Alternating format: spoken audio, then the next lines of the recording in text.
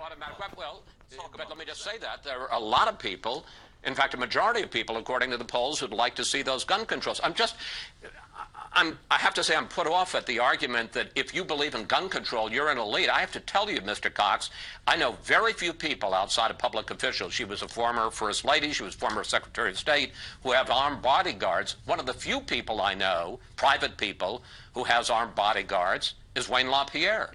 Chris, as a law-abiding gun owner, I am armed security, but I couldn't bring a gun into Washington, D.C. because my licensed gun, because they won't allow me to protect myself. And there are people. I don't want to. My point is that you can not have a gun and you can believe in gun control because you think it's dangerous. Now we can argue about the merits of it, but I think to dismiss people and say, well, that's just the elite and they have armed guards it seems to me does a disservice to your argument. It's the hypocrisy that bothers the American people, Chris. It's the hypocrisy coming out of Hollywood. It's the hypocrisy coming out of politicians, and it's the hypocrisy coming out of a lot of people in the media who refuse to accept that law-abiding people in between New York and Los Angeles and in between Washington, D.C. and Miami deserve the right to defend themselves. That's what the National Rifle Association exists for. And look, we can talk about background checks. This murderer in Las Vegas passed them. So did so did the murderer in Orlando, Tucson, Aurora. Let's talk about background checks, and let's talk about specific issues, because you're certainly right. He did pass them, and he bought all these guns legally. There is a 72-hour limit on background checks. And as a result, some people call that the Charleston loophole, because Dylann Roof, the man who bought a gun through a background check and then killed 9 people in a church, you see in his picture there, he got the gun because his background check wasn't complete in 72 hours, even though he would have failed that background check. Question for you, Mr. Cox. When it's a matter of life and death, and I understand you don't want background checks to go on forever. That's not appropriate. But when it's a matter of life and death, couldn't it be 4 days or 5 days and not 3 days and he gets his gun? Sure. The National Rifle Association has worked to include every mental health record, every court adjudication, every criminal record to make sure that people don't fall through the cracks. The National Rifle Association... That's not true, sir. That's absolutely true, No, Chris. it isn't.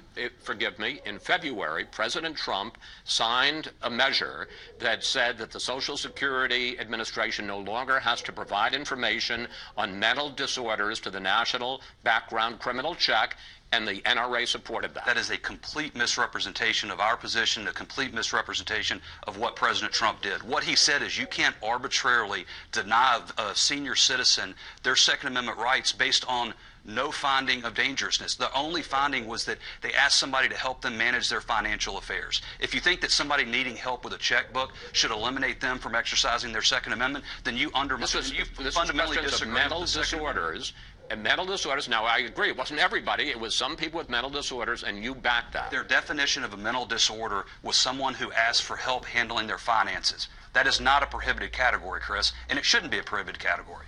Let me ask you about another measure that has been talked about. And before I do, I want you to just watch this video. Here it is.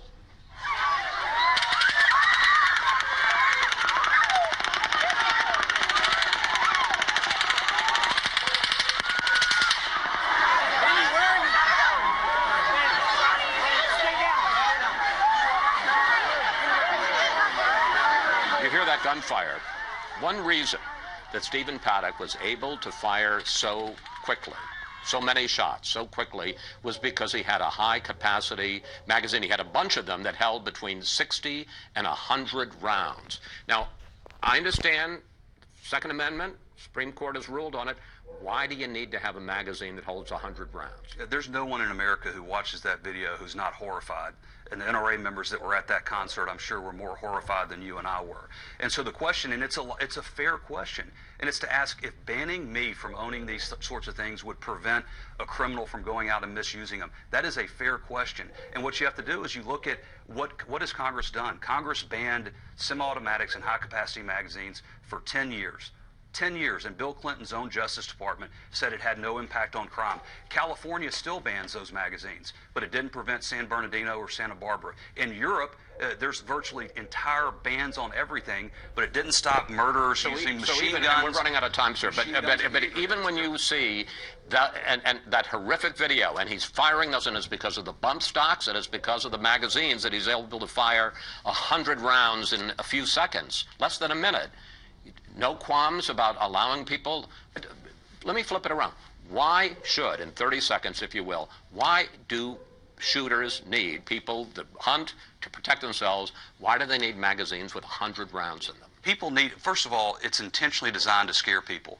People own magazines of different capacities for different reasons. You don't think 10 rounds would be enough? It depends on what you have it for. It depends on what you have it for. People can own things safely and responsibly and be a danger to no one. And that's the part of this conversation. It can't be a fair and balanced conversation if you're not willing to discuss the broader problems that we have with a violent culture coming out of Hollywood, with video games that have fundamentally changed how military simulators work.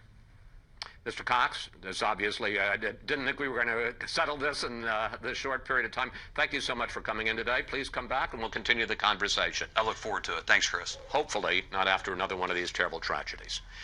Up next, we'll bring in our Sunday group to discuss where things stand in the debate over gun control. Plus, what would you like to ask the panel about chances for new gun laws in the wake of the Las Vegas massacre?